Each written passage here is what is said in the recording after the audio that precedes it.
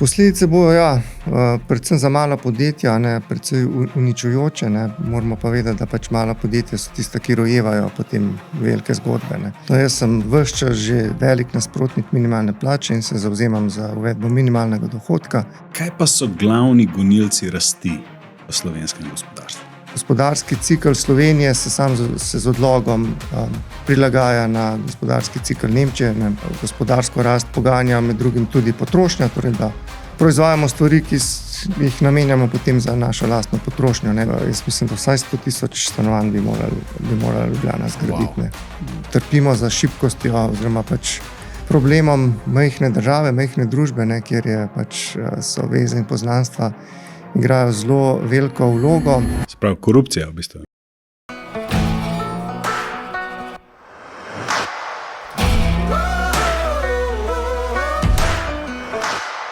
Lep pozdrav v podcastu Bika za roge.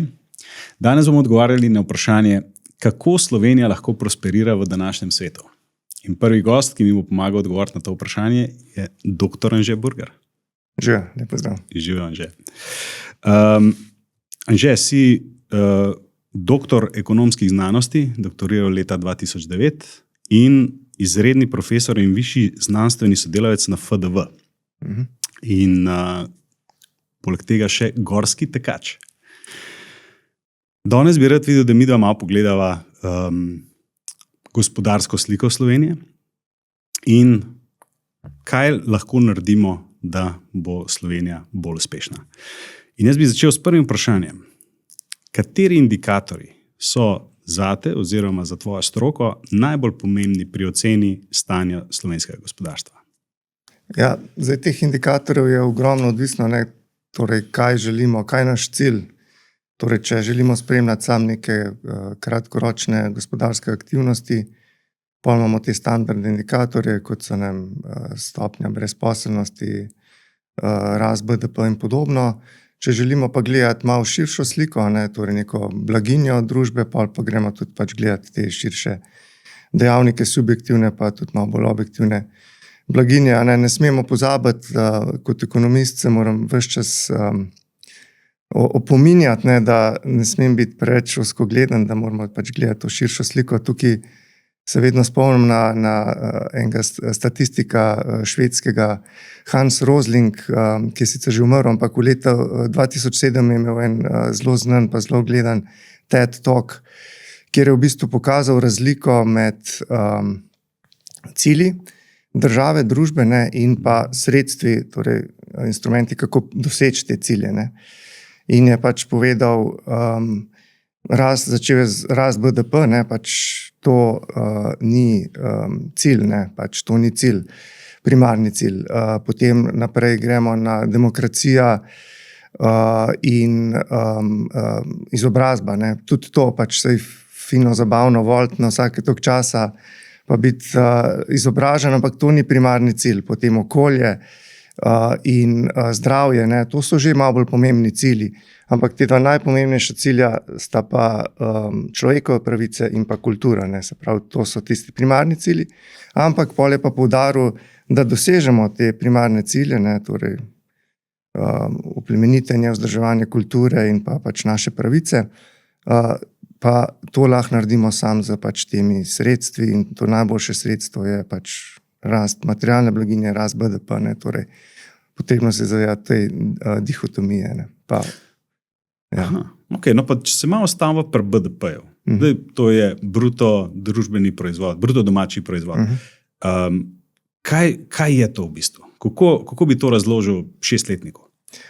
To je monetarna vrednost vseh v določenem obdobju in na določenem teritoriju ustvarjenih dobrin, se pravi blaga in storitev. Zdaj to blago in storitev ima lahko različne namene, lahko se nameni za potrošnjo, lahko se nameni za investicije, za izvoz. In vendar to je neka vrednost proizvodnje. Tu je vedno vprašanje, kaj vključiti. Vključujemo samo te tržne, ne zajemamo sive ekonomije, ne vključujemo tudi zelo pomembnega dela naše aktivnosti, kot so gospodinjska opravila, ne, in zato pač podcenjujemo, recimo, ko smo se prej pogovarjali, prispevek žensk, precej več kot moških. Ja, ampak to je neka pač mera materialne aktivnosti, ki ima pa lahko seveda tudi svoje nevarnosti, če se preveč osredotočamo na njo, ne, se pravi, hitro lahko si delamo utvaru, da smo bogata družba, medtem ko samo ustvarjamo neke dobrine, ki imajo same sebi namen, nimajo neke uporabne vrednosti, neke javne investicije, kot so bile na Japonskem v 90-ih letih, Bridges to Nowhere, so povečale BDP, ne, ali pa gradnja orožja, recimo proizvodnja orožja, ne, poveča BDP, ne poveča pa blaginje. Ne. Tako da je relativno dober pokazatelj neke materialne blaginje, vendar moramo biti pa pazljivi na te nianse. Ne. Ne, se tlele si omenil zdaj blaginjo. A je to tisti cilj, recimo blaginja, oziroma jaz bi rekel, mogoče kakovost življenja? A je to tisti cilj, ki bi ga mogli zasledovati? Ja, vsekakor je ta cilj, ampak to je sestavljeno iz nekih objektivnih materialnih faktorjev, dejavnikov, kot so BDP, ki potem omogočajo tudi malo bolj te mehke dejavnike, kot so kvaliteta šolstva, zdravstva. Ne. In potem še pač en cel sklop, ki pač temelji bolj na nekih teh kulturnih, na normah, na prepričanjih. Ne. Tudi to ne smemo pozabiti, tudi to je del neke blaginje. In če imamo neko ideologijo, ki je samo uničujoča, potem imamo lahko ne vem koliko materialnih dobrin, pa še vedno ni neke subjektivne blaginje. Ne. Se pravi, če smo v neki diktaturi, nam nič ne pomaga, da vozimo Rolls Royce, če pač ne moramo voliti ali pa izražati svojih mnenj. In kaj je največji približek, recimo, indikatorja za blaginjo ali kvaliteto življenja? A je to BDP? Ne, ponavadi za te namene gledamo neke sintetične sestavljene indikatorje, ki zajemajo več teh dejavnikov kvalitete življenja, od teh, ki so preomenjene te materialne, BDP na prebivalca, dostopnost do storitev, kvaliteta storitev in pa potem pač tudi nivo oziroma kvaliteta demokracije, svoboščin. Se pravi, taki indikatorji, kot so indeks človekovega razvoja, Human Development Index, in podobni indikatorji mednarodnih organizacij. In kje se Slovenija nahaja, naprimer, po tem indeksu? Ja, si lahko predstavljamo, da Slovenija je seveda med najbolj razvitimi državami na svetu. Ne smemo pozabiti, da smo vseeno v središču Evropske unije, ki je ena najbolj razvitih regij na svetu, in da je na desetine in desetine držav ima in nižji BDP in nima demokracije in enakopravnosti spolov, veroizpovedi in tako naprej. Se pravi, po eni strani moramo biti zelo hvaležni, da smo se tu rodili, da imamo pač neko relativno urejeno državo. Seveda vedno bi bilo lahko bolje, bova o tem še govorila, ampak vseeno se Slovenija zelo visoko uvršča na teh svetovnih lestvicah blaginje. Torej... Tako subjektivne blaginje, tudi med EU državami smo tudi po subjektivni blaginji, torej nekim občutkom sreče, zadovoljstva življenjem, je Slovenija uvrščena med prvih 5 recimo držav. Kljub temu, da imamo precej nižji BDP, nižji življenjski standard kot skandinavske države, recimo. Se pravi, nekaj smo naredili prav do zdaj? Ja, sigurno, nekaj smo naredili prav. Sigurno prav je, da smo prišli na tržno gospodarstvo, prav je, da smo se priključili evropski integraciji, NATO in tako naprej. Prav je, da smo odprti, liberalni, to je sigurno smo te stvari prav naredili. Okay. Če se zdaj premaknemo malo konkretno na gospodarstvo, kakšno je trenutno stanje slovenskega gospodarstva po teh indikatorjih, ki jih ti spremljaš? Ja, v zadnjih mesecih se stvar izboljšuje, če gremo najprej ta sentiment, zaupanje potrošnikov, potem tudi gospodarska klima se izboljšuje v zadnjih mesecih. Edina pač taka šibka točka je še vedno predelovalna industrija, pa izvozni sektor ima še vedno relativno neke slabe oziroma pač stagnirajoče se obete. Kar se tiče gospodarske rasti, je v zadnjih 2 četrtletjih, torej drugi polovici prejšnjega leta, je bilo zaznati povišano rast, ne, tudi za zadnje četrtletje Banka Slovenije ocenjuje tam okrog 0,9% četrtletno rast. Tako da na koncu bomo lani imeli okrog 1% rast, letos napoveduje okrog 2% rast. Torej to je, kar se tiče BDP-ja. Če pogledamo brezposelnost, še vedno imamo zelo nizko brezposelnost, tudi število zaposlenih je še vedno zelo visoko, kljub staranju prebivalstva, tam 944,000 okrog zaposlenih. Zdaj, brezposelnih je v decembra bilo okrog 47,000, potem januarja vedno malo več, pa se iztečejo pogodbe, okrog 49,000, ampak ja, po stopnjah brezposelnosti še vedno zelo nizko, 4,2% po ILO, 4,6% po registrski brezposelnosti. In pa na koncu še inflacija. Inflacija je še vedno nekoliko višja kot v evroobmočju, pač rastemo nekoliko hitreje, pa manj konkurence imamo na trgih kot drugje v Evropi, tako da 2,6% še vedno nekoliko povišana, vendar se tudi ta bazična inflacija se znižuje za 2,2%, tako da pač se tudi te cene bodo začele počasi umirjati. Problem so pa cene nepremičnin, kar bo verjetno še kaj rekla v prihodnje. In pa mogoče še ta plačilno-bilančni vidik gospodarske aktivnosti. Tu pa zabeležamo v zadnjem letu, torej preteklem letu, nekako stagnacijo izvoza blaga, medtem ko izvoz storitev je rasel, tako da imamo še vedno presežek na tekočem računu v višini tam čez 2% BDP-ja, se pravi neto izvoz še vedno prispeva k gospodarski rasti, Slovenija je izvozno usmerjeno gospodarstvo. Tako da nekako gospodarska slika zaenkrat je nekako še vedno na nizki gospodarski rasti, relativno, vendar se kažejo neki obeti za rast navzgor. Prej si omenil sentiment potrošnika. A je potrošnik, oziroma potrošništvo, potrošniki, a je to najbolj pomemben element v celotni sliki, ker ne vem, dokler mi trošimo, se stvari proizvajajo, se polni proračun. Tako, a je to najpomembnejši vidik? Ja, v bistvu imamo 3, pa v krizah 4 potem nekako možne motorje rasti. Najbolj fino je, da gospodarsko rast poganja med drugim tudi potrošnja, torej da proizvajamo stvari, ki jih namenjamo potem za našo lastno potrošnjo. Drug motor rasti je, zlasti za manj razvite države, so investicije. Se pravi, države kot so Kitajska, to so v preteklih desetletjih namenile tudi po 50% in več BDP-ja za investicije. Se pravi, pri nas je trenutno, da si predstavljamo, okrog 20-21% BDP-ja se namenja za investicije. Torej, to je drug motor rasti lahko, da zaženemo investicijski cikel.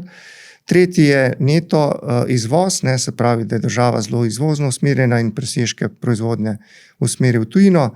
Tudi nepreomenjena Kitajska je ta prvi del prvih 15-20 let svoje intenzivne gospodarske rasti temeljila predvsem na neto izvozu. Četrti, v krizi pa lahko tudi država nekako pomaga ustvariti, pospešiti gospodarsko rast s svojim lastnim trošenjem, s povečanimi izdatki. Tako da te 4 vire rasti imamo, je pa zelo pomembno, da so potrošniki tisti, ki poganjajo večino rasti, in v razvitih državah je to več kot polovica BDP-ja gre v potrošnjo. Tako da je zelo pomemben vir agregatnega povpraševanja. Ja, ker da država lahko troši, morajo potrošniki trošiti in služiti, zato da pridejo davki v državno blagajno. Zdaj, omenil si še izvoz. Si rekel, da ni več tako, kot je bilo, se pravi, da se je pomanjšal izvoz, in a je to lahko kakšen razlog za skrb tukaj? Ja, zdaj vzrokov je seveda več, kot smo videli prejšnje leto, so bile disrupcije na svetovnih trgih povezane z trgovinsko politiko Trumpove administracije. To je povzročilo pač neke premike, šoke, nesigurnosti na svetovnih globalnih trgih. Drugo je pač zelo anemična rast EU gospodarstva, zlasti Nemčija, ne, se že 2 leti bori z praktično ničelno gospodarsko rastjo.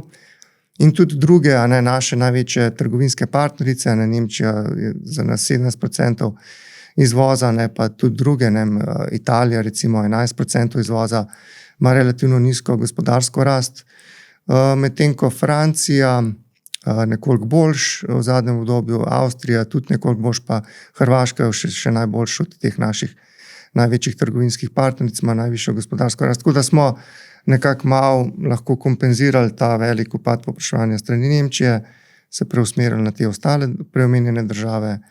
Ampak ja, pač EU raste 1% ali še manj na leto in to se seveda pozna na tako odprtem gospodarstvu, kot je Slovenija. Ampak ja, v zadnjem obdobju imamo višjo gospodarsko rast v Sloveniji, tudi zaradi malo preusmeritve na notranje vire rasti, torej potrošnja se je povečala, torej zaradi umiranja inflacije, večje sigurnosti potrošnikov in pa tudi investicije so se v zadnjem obdobju povečale, zlasti v gradbeništvu. Tako da tu smo potem malo kompenzirali ta izpad izvoznega povpraševanja. Ja, omenil si Ameriko, se pravi in carine. Koliko smo mi tukaj v bistvu, koliko mi občutimo posledice tukaj? Mislim, samo posredno, Slovenija pač zelo majhen delež izvoza nameri neposredno v ZDA, bolj gre za posredno preko naših trgovinskih partnerjev, zlasti Nemčija, Francija, tudi Velika Britanija ogromno izvažajo v ZDA in prek njihovih pač izvoznih poslov potem tudi mi dobivamo ali pa ne dobivamo naročila izvozna. Tako da ja, vseeno je treba pač vedeti, da sta ZDA in EU največji trgovinski partnerici, ogromno trgovine in investicije poteka med tema 2 blokoma, tako da pač ta trgovina je zelo pomembna za obe gospodarstvi in s tem pač tudi za Slovenijo, ki dobavlja v te regionalne in globalne verige neke komponente končnim proizvajalcem. Se pravi, misliš, da ni tle neke direktne povezave, zmanjšanje izvoza pa carine v Ameriki, recimo? Ne, mislim, to gre, kot rečeno, bolj za posreden učinek in pa nekako povečano tveganje, zmanjšanje sentimenta, zmanjšanje naročil, čakanje, odlaganje nekih investicij, torej podjetja niso vedela, kaj se bo dejansko zgodilo z carinami. Na srečo pač je tako, torej Trump always chickens out, zaenkrat. Tako trade. Ja, tako trade. Ampak nikoli se ne ve, torej kaj se bo zgodilo. Prej si omenil gradbeništvo. In se spomnim, to je bilo kakšne 2 let nazaj, je Nemčija imela že ničelno gospodarsko rast, medtem ko je imela Slovenija še zmer 2,5%, nekaj takega. In takrat je bila teorija, pa zdaj me zanima, kaj ti misliš o tem, da je Slovenija, da ni toliko utrpela posledic, kar se je dogajalo v Nemčiji, zaradi poplav, da je to zagnal, pač pojačal gradbeni sektor in s tem tudi prispeval k višji gospodarski rasti. Ko ti na to gledaš? Ja, mislim, tukaj je več takih vidikov nepomembnih. Tehnično je to možno, da v bistvu investicije v obnovo po poplavah, da so sprožile pač nek investicijski cikel in prek tega fiskalnega multiplikatorja, da je prišlo do povečane gospodarske rasti, ampak kako so preomenila nevarnost tega ozkega pogleda na BDP, je ravno v tem pač tudi tako imenovana, ne vem, kako se po slovenski reče, broken window fallacy, se pravi, če ti razbijaš šipo, v bistvu stvariš BDP dohodek, zato ker dobi nekdo delo, mora steklar narediti šipo, nekdo jo mora inštalirati v okno in s tem povečamo blaginjo, v resnici pa ne, v resnici pa v bistvu zmanjšamo blaginjo, ker to razbito šipo je nekdo moral popraviti, lahko bi pa delal nekaj drugega, ne, se pravi torej ta alternativa oziroma torej, oportunitetni strošek ne treba tudi upoštevati pri tem. Drug vidik je pa tudi, da pač torej gospodarski cikl Slovenije se z odlogom prilagaja na gospodarski cikl Nemčije, ne, četrtletje, 2 četrtletji, ne, se pravi, ko gre Nemčija v recesijo, se pač to ne odrazi takoj v istem obdobju v Sloveniji prek zmanjšanega povpraševanja izvoznega, ampak z nekim odlogom parih četrtletij. Kaj pa so glavni gonilci rasti v slovenskem gospodarstvu? Ja, zdaj tukaj na dolgi rok ne, je recept precej preprost. Ne. Kot pri športniku pač so tukaj osnove, ne, se pravi, dobri treningi, dobra prehrana, spanje, zdaj potem tisti dodatki so pa samo še češnjica na torti. Tako je tudi pri gospodarski politiki, se mi zdi, no, da pač osnove, fundamenti morajo biti urejeni, ne, se pravi nek institucionalni okvir, pravna država, nizki davki, učinkovita sodišča, zaščita lastnine, predvidljivost poslovnega okolja in pravil, ekonomska svoboda, torej visoka konkurenca, zdaj tisti potem državni ukrepi politike so pa samo, po mojem mnenju, češnjica na torti, ne, se pravi, lahko samo še majčkeno dodajo k gospodarski rasti. In mi predvsem moramo delati na teh osnovah, ne. Se pravi, v Sloveniji imamo dobre vire rasti, kot so izobražena delovna sila, ne, imamo dobro terciarno izobraženo delovno silo, imamo tudi neko kulturo, se mi zdi, da smo delovni, ne. Vendar pač nam pa manjka tu vedno bolj pri tej ekonomski svobodi, trgi se zapirajo, zmanjševanje konkurence, povečevanje reguliranosti gospodarstva, ne. Povečevanje davkov, ne, na tem bi morali največ delati in pa tudi urediti produktivnost javnih sistemov od zdravstva, ne, do državne uprave, ne, tu lahko še naredimo veliko, da izboljšamo pogoje za podjetnike, podjetništvo, ki generira rast, ne. Se pravi, tlele si zdaj omenil ogromno enih orodij, katere ima v bistvu država v svojem naboru, ker lahko nekaj naredi s tem. In recimo, omenil si ekonomska svoboda. Kaj si mislil s tem? Recimo, kje smo tukaj mi šibki, kar se tiče ekonomske svobode? Za ekonomska svoboda pomeni, da je, mislim, po mojem mnenju bi morali zasledovati nek normativ, da bi morala država posegati v gospodarstvo čim manj in samo takrat, ko je res potrebno, takrat, ko ni drugih možnosti, ne, in na čim bolj učinkovit način, ne. Se pravi, ves čas bi si javni sektor moral prizadevati, tako kot si privatni sektor, podjetniki prizadevajo, da čim bolj učinkovito rabijo redke resurse, ne, isto bi morala tudi država delati, ves čas gledati, kje lahko razbremeni, kje lahko izstopi, kje lahko zmanjša potrošnjo svojo in s tem tudi davke, ne. S tem, da se ne ogroža svojih temeljnih, osnovnih nekih funkcij, ne, kot so prej omenjene, zagotavljanje tega infrastrukturnega, institucionalnega okvira. Torej, primarno gre torej za čim nižje davke in s tem povezano tudi čim nižje izdatke v BDP-ju, ne. Seveda, z staranjem prebivalstva, z nekimi globalnimi problemi, ne, je logično, da bo prišlo do povečevanja vloge države v gospodarstvu, ne, oziroma v naših privatnih življenjih, ampak pač to bi vseeno moralo biti, ne, tako zelo preudarno narejeno in zlasti tu bi morali precej več delati v Sloveniji na tej deregulaciji, na zmanjšanju teh administrativnih ovir, stroškov, poslovanja, gradnje, plačevanja davkov, zadoščanja teh regulativ, ne. Torej v Sloveniji in tudi na ravni EU. Zdaj pač je tudi EU zagnala pač po Dragijevem poročilu 2024 cel kup nekih uredb in politik, ki med drugim tudi skušajo znižati za četrtino in več stroške regulacije zlasti za mala in srednje velika podjetja. Tako da ta vidik vloge države je premalo v ospredju pri ekonomski politiki.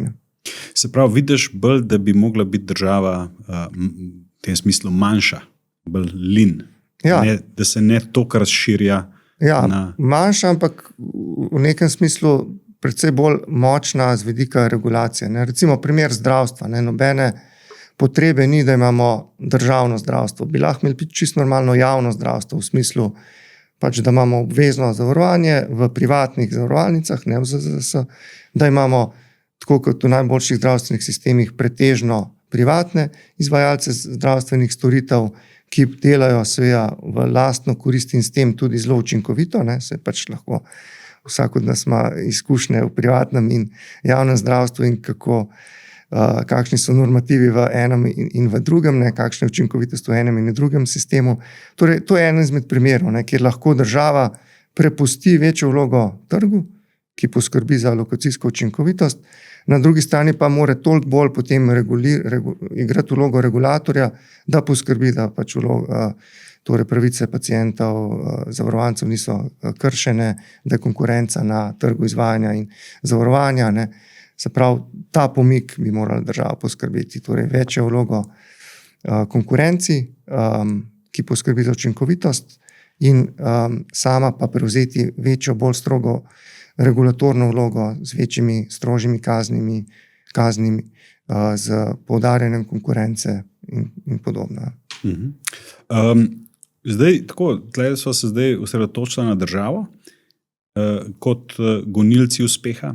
Kaj pa tako, če pogledaš čisto, v čem smo Slovenci dobri?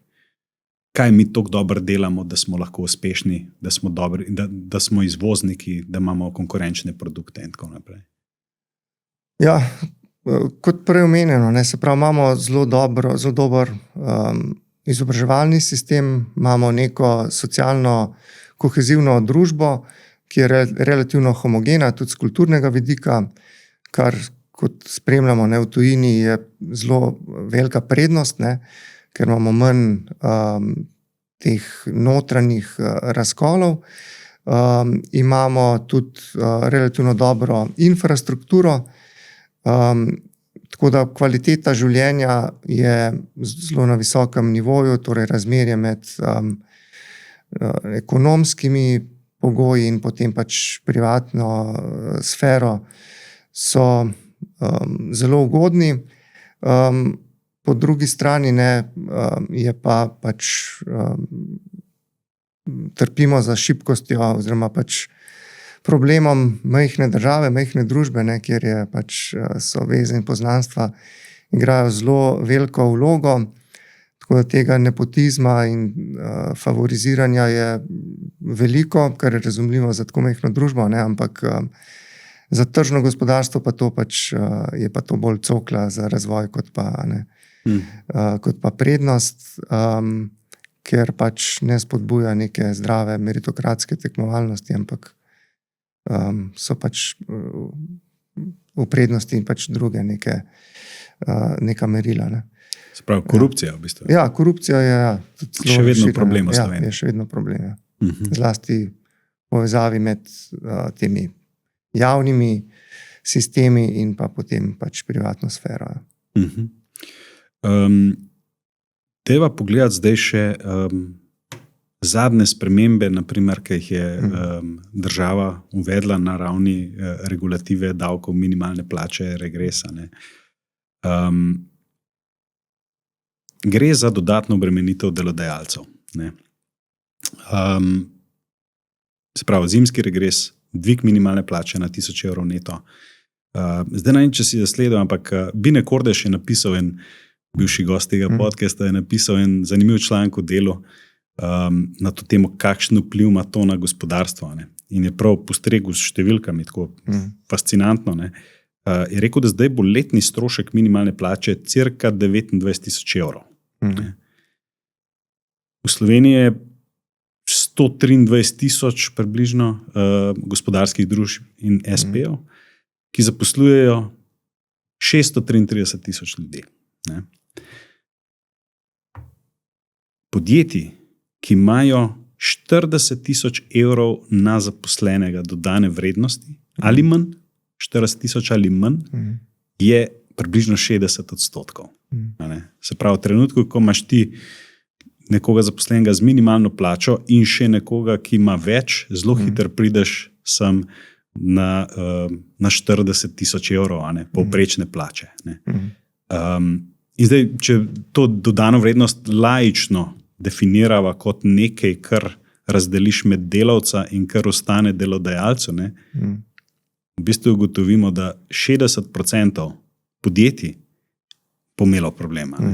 Ali bo na nuli, recimo na neki pozitivni nuli, ali pa z izgubo. Mislim, da malo manj kot polovico je takih, ki imajo 30 tisoč evrov dodane vrednosti na zaposlenega.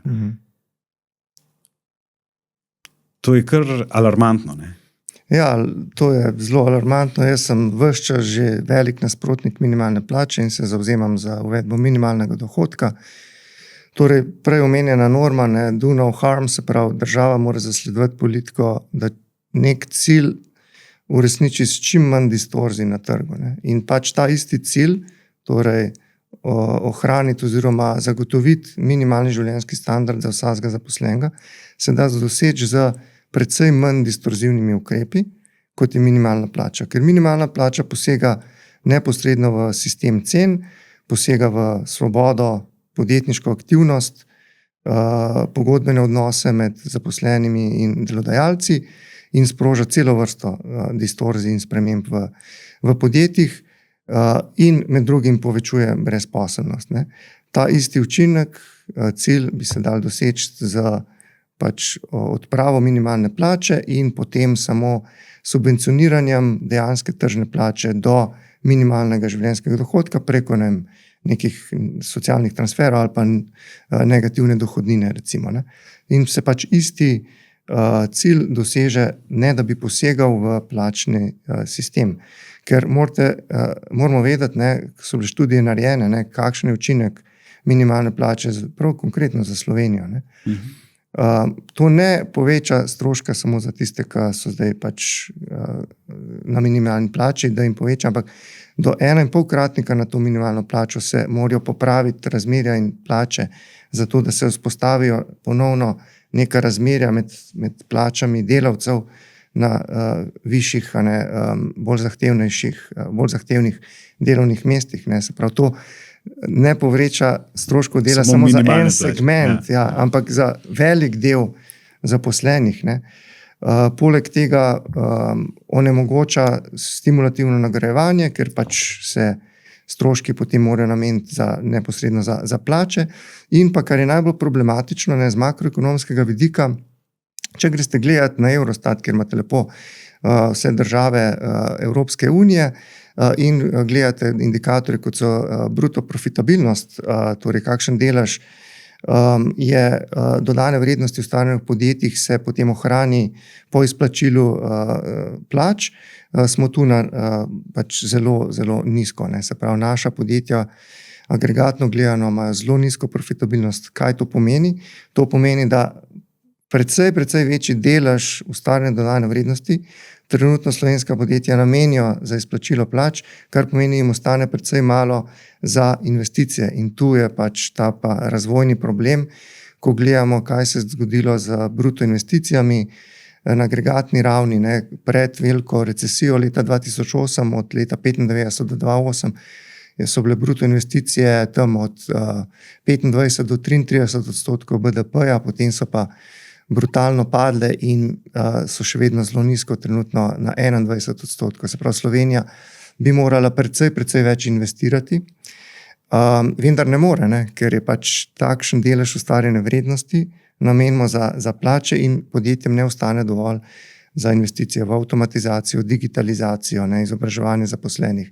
Vse to pa za sabo potegne nižjo dolgoročno rast in s tem tudi nižjo dolgoročno rast plač, čez 10-20 letno obdobje.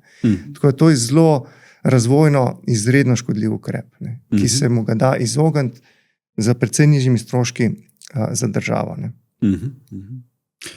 Tle je bil še en zanimiv podatek. Mislim, da kada vse firme v Sloveniji skupaj da ustvarjajo 6,5 milijarde dobička, ne? In da mislim, da 5,5 milijarde da ustvar, ne vem, zgornjih 10% podjetij, mislim, 10% podjetij ustvar 5,5 milijarde. Ne? Se pravi, ne vem, 85% ustvari 10% podjetij. Ne? Se pravi, ne vem, neka Paretovo pravilo na steroidih, ali kako bi temu rekel. Ne? Ja, dobro, čeprav tukaj moramo biti pošteni, pa se tudi zavedati, da zlasti pri majhnih podjetjih, ne, če gledate distribucijo dobička, ne, je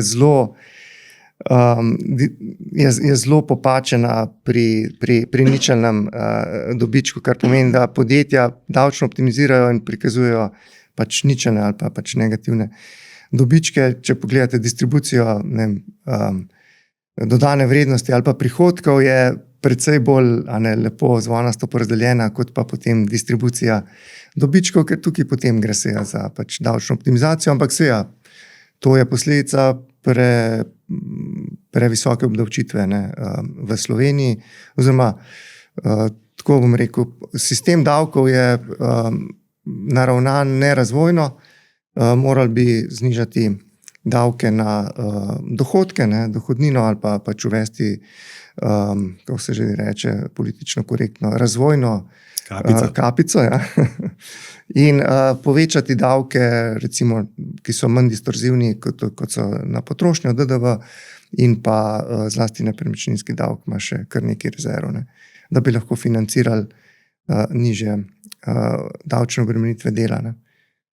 Ja, se mi zdi, se dosti govori o tem, ne vem, znižanju davkov, ne moramo znižati davke. Ne. Jaz, ne vem, odkar jaz delam, so bili skozi visoki davki. Skozi govorimo, da morajo biti nižji davki. Ne. Še nikoli ni bilo, da bi mogli malo zvišati. Kaj se bo zgodilo, če znižamo davke? Naprimer, kje bo, tako razmišljam, ok, znižamo davke, a potem se vse sestav. Potem bomo pa prosperirali. Ali kaj je naslednja ovira? Kje se bo naslednja neučinkovitost pojavila? Ne, mislim, sigurno se bo to vsaj delno prelilo se pravi, vsak davek se prevali na oba, in na ponudbo in povpraševanje. Isto velja za davek na dohodek, se delno prevali v nižje prejemke za podjetja in nižje neto plače zaposlenih. Torej, nižji davek bo pomenil višjo neto plačo za zaposlene in s tem omogočil večjo potrošnjo in s tem generiral agregatno povpraševanje in bo tudi povečal pač akumulacijo podjetij, ki bo lahko jih usmerila tudi v večje investicije, ki na dolgi rok privedejo do višje gospodarske rasti. Tako da pod pogojem, da imamo konkurenčne trge, ne, ki silijo podjetja, da investirajo, ne, ta sproščena sredstva z naslova nižjih davkov, potem lahko pričakujemo, da se bo to zgodilo bodisi preko dodatne potrošnje, bodisi preko dodatnih investicij. Tako da jaz ne bi bil skeptičen, črnogled, ciničen glede tega, da bo zdaj pa to bomo sam polnili žepe pač grabežljivih kapitalistov. Ne. Jaz mislim, da trgi potem že poskrbijo, da se to prelije v potrošnjo in investicije. Ne. Še tole, no, da tisto prejšnjo temo, da jo zaključiva. Kakšne posledice ti pričakuješ, da če ostane ta ukrep minimalne plače, kakšne posledice ti pričakuješ, da se bojo zgodile na ta račun v naslednjih parih letih, recimo 5 let? Posledice bojo, predvsem za mala podjetja, ne, predvsem uničujoče, ne. Moramo pa vedeti, da pač mala podjetja so tista, ki rojevajo potem velike zgodbe. Ne. S tem bomo še bolj koncentrirali trge. Ne. Se pravi, za minimalno plačo, ne, ironično se nimajo nič proti velika podjetja. Ne. Tudi v ZDA, recimo Walmart, je zelo za minimalno plačo. Zakaj? Ker njemu minimalna plača pač pri taki avtomatizaciji nič ne pomeni. In podobno tudi večja podjetja, ne, lažje prenesejo to minimalno plačo kot pa neka mala mikropodjetja. Ne. kjer imajo manj rezerv, ne, so bolj natempirani, kar se delovne sile tiče. In to pač sam pomeni večjo koncentracijo na trgu, torej delamo pač medvedjo uslugo našemu gospodarstvu. Jaz mislim, da je to zelo slab ukrep, tudi z vidika te koncentracije pa konkurence na trgu. Ja. Kako pa gledaš na to, kar se zdaj veliko govori, ne, da se selijo določena podjetja na Hrvaško, Petrol je že povedal, da določene funkcije seli na Hrvaško. Kako to vidiš? A je to nekaj, kar je dejansko lahko postane trend in dejansko škodi gospodarstvo, a gre tukaj bolj za nek pritisk, poskus pritiska na vlado, da se drugače obrne? Ne, to vsekakor je. Tudi če pogledamo vrednost vhodnih tujih neposrednih investicij v Sloveniji, ne, je precej nižja kot pa primerljive države centralne in vzhodne Evrope, bivše tranzicijske države, ne, so uspele privabiti z bolj konkurenčnim poslovnim okoljem, nižjimi davki, precej več tujih neposrednih investicij. In pa, kar se bo dogajalo, je pač to ta tiha, neopazna sprememba, ko v bistvu enostavno Slovenija ne bo izbrana kot prejemnica naložb, ampak bodo izbrali druge sosednje države ali pa, ne, kot si omenil, aktivno selitev določenih faz proizvodne aktivnosti v tujino. Tu bo šlo verjetno za delovno intenzivna mesta, ki so zdaj dražja, in pa zaradi zelo visokih davkov, zaradi izredno progresivne obdavčitve, ne, više plačanih delavcev, ne bomo pridobivali niti segment teh visokokakovostnih, na znanju intenzivnih zaposlitev, tako da bomo potem stuck in the middle, ne, in opravljali neke aktivnosti v sredini verige vrednosti, ne, ki pa pač po tej krivulji nasmeha, ne, prinašajo v celotni verigi vrednosti najnižje dodane vrednosti in iz teh je najtežje uiti, ne, na levo in na desno, ne, ker pač na levi rabite pač zelo spodbudno okolje za razvojnike, dizajnerje, in podobno, na desni pa pač za te končne storitve, kot so marketing in podobno, ne, in vse to so zelo visoko plačana delovna mesta, ki pa so zdaj v Sloveniji nekonkurenčno obdavčena. Ne. Tako da to je še en vidik, z vidika teh globalnih verig vrednosti pa pozicioniranja Slovenije v njih. Ok, to se ne sliši najboljše. Ne, se ne sliši najboljše. Kaj pa misliš, da se mora zgoditi, da bomo naredili spremembo tukaj? Po mojem je treba pač končno dobiti neko dejansko razvojno vlado, ki bo pač dala, ki bo poslušala obe strani. No. Saj pač mislim, da oboje, ne, moramo poskrbeti za nek socialni dialog.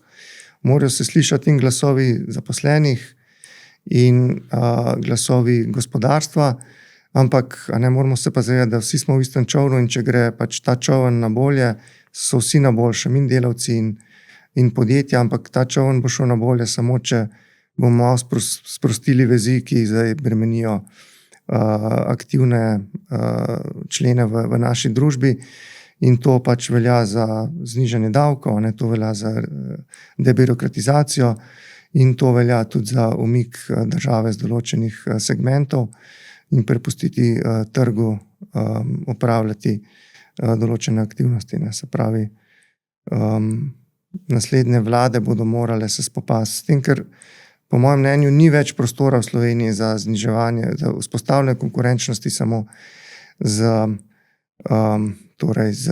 obremenjevanjem zaposlenih, z optimizacijo, ampak bo pač potrebno delati tudi na teh bolj inovacijskih segmentih dviga dodane vrednosti. Ne, Slovenija je tu precej zaostaja po investicijah ne samo v raziskave in razvoj, ampak tudi v teh prevzemu tehnologij industrije 4.0, ne, se pravi teh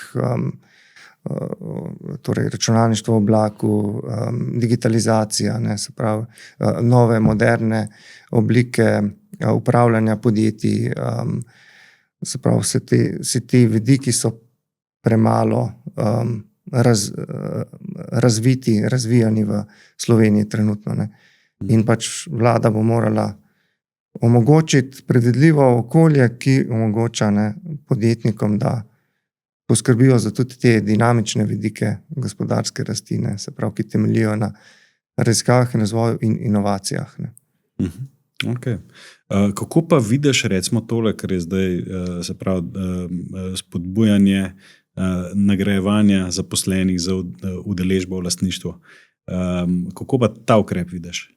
Mislim, to smo že imeli, pač zakon o ne vem, kako se imenoval, o delitvi dobička med zaposlene, ampak se ga pač podjetja niso posluževala, pač ni bilo interesa, tako da jaz sem proti vsakršnem prisilni delitvi dobička med zaposlene, ker pač dobiček je, kot si rekel, zelo redek pojav v bistvu v večini podjetij in zrcalna slika dobička je pa izguba, ne, in to izgubo se ve, kdo nosi, ne, to pač nosijo primarno lastniki podjetja, ne, in pač dobiček napačno pojmujejo večina ljudi kot nekaj slabega, ne. V resnici je dobiček, tako kot je plača dohodek za zaposlenega, je dobiček dohodek za podjetnika, za njegovo prevzemanje tveganja, ne, torej to je dohodek za upravljanje, vodenje in iskanje priložnosti in prevzemanje tveganja, ne, in pač to tveganje ima dve plati, ne, in dobiček in izguba, in zaradi tega, po mojem mnenju, dobiček je zelo pomembna spodbuda cenovna za to, da pač podjetništvo sploh obstaja, ne, se pravi, brez dobička ni nekih spodbud, da bi se pač ljudje sploh podali v te tvegane vode, ne. Se pravi, če je dobiček ali udeležba na dobičku, mora biti tudi prevzemanje tveganja. Ja, mislim, saj dobiček deliti je brez problema, se da pač odkupiti delnice, ne, oziroma ali pa pač povečati delnice in so potem zaposleni lahko udeleženi pri dobičku z naslova pač lastništva delnic, ne, ali pa pač solastništva podjetja, ne. Anže, dajva zdaj pogledati naslovno vprašanje. Kako lahko Slovenija prosperira v današnjem svetu? Ja, naš svet se je zelo spremenil, ne, se pravi, kar se tiče zunanjih dejavnikov, smo videli, ne, te strukturni premiki na eni strani, pač nove tehnologije, umetna inteligenca, digitalizacija, spopadanje z pač okoljskimi problemi staranja, potem imamo pač spremembe v politikah, ne, tukaj porast tega intervencionizma, neke dirigistične industrijske politike, protekcionizma, in pa na koncu še tretji vidik, ne, sprememb, je pa ta sprememba v geopolitiki, ne, kjer ne šteje več samo dobiček, ne, optimizacija, ampak veliko vlogo sedaj igrajo tudi neki robni pogoji, ki jih diktira politika zaradi nekih obrambnih, političnih, strateških interesov držav, in znotraj tega, ne, se bo morala Slovenija pač znajti. Na srečo smo v okolici, smo obkroženi z pač državami v podobni situaciji, ki smo relativno razvite, vendar pač Evropska unija ima probleme soočanja s temi težavami in tudi Slovenija se bo morala znajti znotraj tega. Ja, tako da poleg teh notranjih strukturnih reform, ki jih moramo sprejeti, ne, so potem še cela plast, cela dimenzija teh zunanjih okoliščin, ki terjajo nova prilagajanja, iskanje novih partnerjev, potem podjetja mora poskrbeti, da imajo neke robustne pa na tveganja odporne dobavitelje oziroma te preskrbne verige, ne, da je razpršeno tveganje, ne, tudi da zagotavlja za svoje kupce, ne, podjetja, da zagotavljajo torej nemoteno preskrbo, ne. Torej iskanje tudi novih zavezništev, novih prostotrgovinskih in investicijskih sporazumov kot EU z drugimi državami, kot smo zdaj, ne, z Mercosurjem in Indijo, ne. To so pač premiki, v katerih se mora Slovenija znajti, ne. Kaj pa tako, če bi te tako vprašal, česa mora biti več? Mislim, Slovenija kot država na kratek rok lahko največ naredi, tako da svoje osnove, fundamente uredi, ne, se pravi, da zopet, torej da, kot rečeno, da izvedemo te nujno potrebne strukturne reforme, ne, kot sem prej omenil, davčno optimizacijo, se pravi, razbremenimo delo, financiramo torej z poiskanjem rezerv v javnofinančnih izdatkih v javnem sektorju in pa morebiti tudi z povečanjem davka na nepremičnine, potem deregulacija oziroma debirokratizacija, zdravstvena reforma, boljša pokojninska reforma, ne, še vedno, če pogledamo, koliko je povprečna delovna doba ljudi, ki se danes upokojujejo, ne, je še vedno pod 40 let, še vedno precej nizka povprečna starost pri upokojitvi. To moramo pač dvigniti, poskrbeti, da ljudje dlje ostajajo na trgu dela zaradi staranja prebivalstva. Koliko pa misliš, da bi mogla biti upokojitvena starost zdaj? Mislim, jaz bi to prepustil, tako bi naredil sistem spodbud, da bi to prepustil vsakemu posamezniku, da se sam odloči in bi bilo progresivno bolj ugodno, da čim dlje, ko ostajaš, bi vedno več imel nekak neto izplena od dodatnega leta delovne aktivnosti, kar bi bilo pač smiselno tudi narediti, da bi bilo to davčno zelo ugodno tudi za delodajalce, da ohranjajo te zaposlene pač ob njihovem pač soglasju, ne.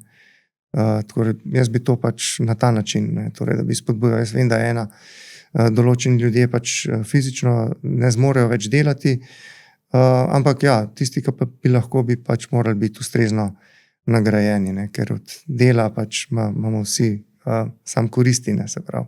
Tudi če pozabimo, tudi če se nič ne plačajo davke, kdor ustvarja, pač s tem v bistvu financira in plačuje določene davke, ne. Če ne drugega troša, ne? Ja, če ne drugega se potroši, to je, in plača DDV, tako je. Česa bi moglo biti pa manj? Malo si že prej omenil regulacijo, a ne? Ja, manj regulacije in pa, ne vem, tudi manj, mislim, v tem političnem diskurzu bi mogli biti pač manj tega zavajajoče ideologije oziroma pač zavajanja, ne, kjer gre za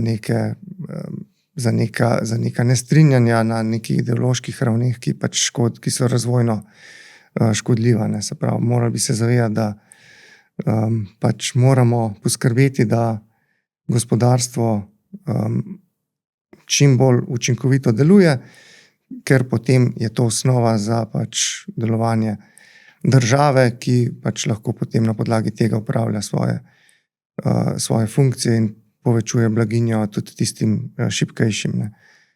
Torej, ja, manj tega, manj te toksične politične ideologije in ja, tega bi si želel, ja. Še zdaj zadnje vprašanje, no, ki si že prej omenil. Nepremičnine si omenil, ja. Ne? In tle me zanima, kako ti vidiš nepremičninski trg. Visoke cene so, ljudje si ne morejo več tega privoščiti. Kaj tukaj za narediti? Ja, o tem se po mojem mnenju odločno premalo govori in tudi v programih, ne, stranke tega odločno premalo. Jaz mislim, da to je ena izmed pomembnih razvojnih vprašanj, torej visoka cena nepremičnin, ne samo da škodi z vidika, da zmanjšuje razpoložljiv dohodek gospodinjstev in s tem tudi potrošnjo in pač razvoj storitev, ki so osnova v razvitih gospodarstvih, ampak cel kup drugih škodljivih učinkov, kot recimo, da so ljudje prisiljeni namesto v mestu živeti, kljub temu, da bi radi živeli v mestu, ne, živeti na podeželju in s tem pač Slovenija smo na prvem mestu pri deležu dohodka gospodinjstev, ki ga namenimo za prevoz, se pravi za avtomobile, za bencin in podobno. Nimamo razvitega potem javnega prevoza, toplogredni plini so precej večji, kot bi lahko bili, ker se vsi vozijo, ne, v Ljubljano in ostala mesta, ne, v Ljubljano se vsak vsak dan pripelje okrog 120,000 avtomobilov, kar je nevzdržno tudi za promet. In pa zaradi tega, ker pač mlade družine ne morejo priti do ustrezno velikih stanovanj, ne, v mestih imajo manj otrok ali pa jih sploh nimajo ali pa jih imajo kasneje, ne. To vplivamo na rodnost, ne, kar je tudi zelo nestimulativno. Mladi se ne morejo osamosvojiti, kar je tudi velik sociološki problem. Imamo pa neko družbo pa kulturo odvisnosti, ne, se ustvarja, namesto da bi bili mladi čim hitreje neodvisni in s tem tudi spoznali pač odgovornosti, ne, v življenju. Pač, ampak to je posledica, tako kot v tujini, ne, preveč omejene ponudbe, ne. Tukaj pač lokalni šerifi načrtno omejujejo gradnjo v glavnem mestu in ostalih mestih, da ohranijo visoke cene zemljišč pa nepremičnin in s tem se pač služijo in njihovi kolegi služijo. To pa ohranja oziroma vrti cel tudi sistem, bančni sistem velikih posojil in namesto, da bi se denar vrtel v konkurenčnih trgih, ne, se vrti v nekih zelo monopoliziranih nepremičninskih in bančnih trgih in to je izredno škodljivo za družbo, ne. Aktivnosti v dobri družbi se razpršujejo, usmerjajo v konkurenčne aktivnosti, ne pa v monopolizirane, ne. In s tem ustvarjamo nek rentniški fevdalni razred iz srednjega veka, kjer ljudi prepričujemo, da je fino in da je rešitev v tem, da imamo javna najemna stanovanja in da so tako kot včasih podložniki in plačujejo najemnine v teh stanovanjih, namesto da bi spodbujali lastništvo nepremičnin. Mislim, totalno narobe svet. Se pravi, ker si omenil lokalne šerife, a je to potem tudi cena korupcije? Recimo? Seveda, tukaj se vrti ogromno korupcije. To ohranja visoko ceno zemljišč, ki potem, ko postanejo iz nezazidljivih zazidljiva, imamo ogromne skoke, potem ogromne najemnine se realizirajo na trgih. Vemo, da je lastništvo nepremičnin se vedno bolj koncentrira, ne? In te rente se torej kanalizirajo v malo število teh ljudi novega rentniškega razreda. Torej to draži tudi cene gradbenih storitev, ne, se pravi, ker so cene nepremičnin tako visoko zastavljene, to se je po celotni verigi proizvodnje potegne za sabo od previsokih cen zemljišč do previsokih cen gradbenih del in vsega ostalega, ne. Se pravi, to omogoča, ne, neke rente, ustvarjanje nekih rent, ne samo za lastnike nepremičnin, ampak tudi ljudi, ki sodelujejo v celi tej verigi stanovanjskega gradbenega sektorja, ne. Tega se večina ljudi ne zaveda. In potem imamo pač denar, ki se kroži v teh monopoliziranih rentniških trgih, namesto da bi se pač odvijal v drugih podjetniških, inovacijskih, razvojno naravnanih sektorjih, ne. Glede na to si prej omenil banke in da je ta fevdalni razred, nastal pa to, je mogoče premalo interesa za kakšne spremembe. Ja, seveda. To je, status quo je pač pogodu tem najbolj vplivnim ljudem in seveda to koristi in bankam, ki pač ogromne posojila hipotekarna lahko izdajajo, ne. Najemodajalcem, lastnikom zemljišč, gradbenim podjetjem, to je potem močen lobby. Politikom, ne, ki pač imajo kontrolo nad tem trgom in pač to je močen lobby, ki bi ga bilo potrebno razbiti, ne. Enkrat sem na Bloombergu bral, ne, ko je bila ta selitev iz Kalifornije v Teksas pa na Florido, ne. Mislim, da je bilo v Austinu, v Austin, Teksasu, ne, so imeli v 2 letih so zaznali znižanje cen nepremičnin in tudi najemnin, ne. In potem sem šel gledat, zakaj. In ko pogledaš te številke, koliko so oni stanovanj zgradili, ker je pač tam gradnja veliko bolj liberalna, sem šel primerjati s tem, koliko so jih v Ljubljani, ne, in je razmerje, da so na 1000 prebivalcev so tam naredili 30 stanovanj zgradilo na leto, v Ljubljani pa 2,8 v istem letu. Ne. Se pravi, več kot za faktor 10 je bila tam višja gradnja, ki je uspela znižati najemnine. Ne. Se pravi, in tudi v primerjavi z 70-80 leti gradnje v Jugoslaviji, ne, če gremo gledati številke, je današnja gradnja izrazito premajhna. Ne. Stopnja urbanizacije Slovenije je pod svetovnim povprečjem, daleč pod svetovnim, pod svetovnim povprečjem in daleč pod povprečjem razvitih držav, ki je 80, pa nas je, mislim, da okrog 55% ljudi živi samo v urbanih središčih. Ne. Ja, to je velik razvojni problem. Ja. Koliko pa se ti zdi, da bi moglo biti v Ljubljani, recimo, dodatnih stanovanj? Kakšne številke govorimo? Ja, vsaj toliko, kot se ljudi pripelje. Jaz mislim, da vsaj 100,000 stanovanj bi morala Ljubljana zgraditi. Wow. Ja, vsaj 100,000. Ja, ogromna številka. Ampak to je posledica tega, da desetletja in desetletja tega nismo delali. Ampak imamo vse možnosti. Ljubljana, če pogledate zraka, ima ogromno nezazidanih zemljišče in znotraj in tudi zunaj ringa, in pa gentrifikacija. Ne, se pravi, jaz sem velik pristaš gentrifikacije. V Ljubljani imate na najlepših in najbolj vrednih zemljiščih imate ogromno podrtih, nevzdrževanih hiš, skupine hiš, naselij, ki bi jih bilo potrebno gentrificirati in pač narediti tudi prostorsko učinkovite, da Sprav, to gentrifikacija, samo to, da razjasnimo ta pojem. To, da se pač poruši in naredi neko lokalni, urbani, neko naselje, ki pač ima neke urbanistične in sociološke funkcionalnosti, da pač živi, da je prijeten za bivanje. Ne. Ok. Ja. Že, prišla smo zdaj še do zadnjega segmenta, to je segment hitrih vprašanj. In bi te tako vprašal, koliko po tvoje znašal BDP na prebivalca za Slovenijo čez 10 let? Čez 10 let bo 45,000. Kak danes smo na 35? Ja. Ok, spravo. Ja. Ne vidiš posebnih disrupcij tukaj? Ne, če ne bo pač nekih večjih kriz, potem bi čisto lahko prišli na 45,000. Omenil si nizko stopnjo brezposelnosti, malo nad 4%. Kakšna bo čez 10 let? Ja, to je pa tako odvisno od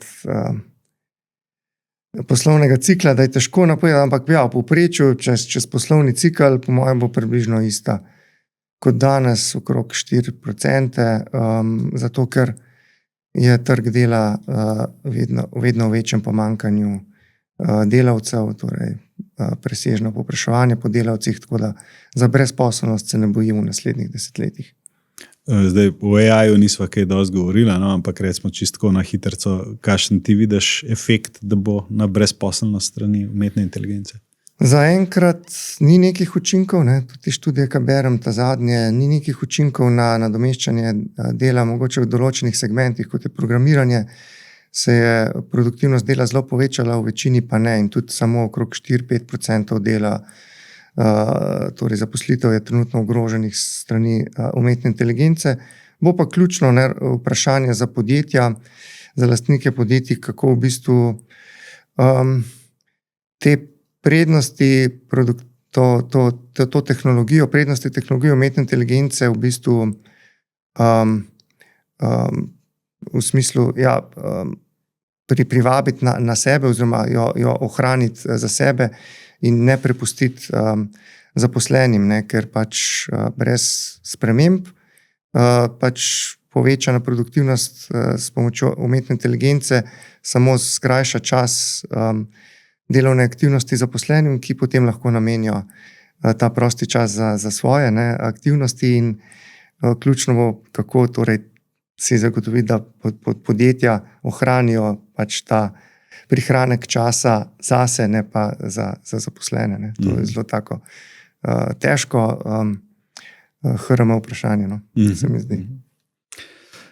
Da pa što, trenutni vrstni red Slovenije in njenih konkurentk, recimo države vzhodne Evrope, Hrvaška, Poljska, Češka, Slovaška. Ne? Trenutno Slovenija vodi, da ima najvišji BDP na prebivalca med temi državami. Kako misliš, da bo čez 10 let? Ja, tu se bo slika, po mojem, obrnila. Sigurno Češka, Estonija, in tako mislim, da po določenih indikatorjih že po tem dejanskem dohodku na prebivalca, merjenem pokupni moči, že presegla. Torej Češka, Estonija, pa Poljska tudi, smo že zelo blizu. Mislim, da nas bojo prehiteli tudi zaradi tega, ker so pač toliko večje gospodarstva, malo bolj strateško tudi pozicionirana, pa pač imajo precej močnejše multinacionalke. Recimo, včeraj sem bral na Bloombergu, kako zdaj poljska podjetja, multinacionalke se širijo v Nemčijo. Tako da ja, to bomo opazili. Mislim, da temu bomo priča, da nas bojo prehitele te države. Pa zadnje hitro vprašanje. Katere 3 ukrepe bi za Slovenijo uvedel dr. Anže Burger, če bi imel možnost? Ja, znižanje davkov na dohodke, na delo, potem debirokratizacijo, zmanjšanje administrativnih ovir in pa te strukturne reforme, optimizacijo javnega sektorja v smeri zmanjšanja števila zaposlenih pa javnofinančnih izdatkov javnega sektorja. Super. Anže, hvala ti za tvoj obisk. Hvala za povabilo. Poslušalci in gledalci, se vidimo naslednji torek.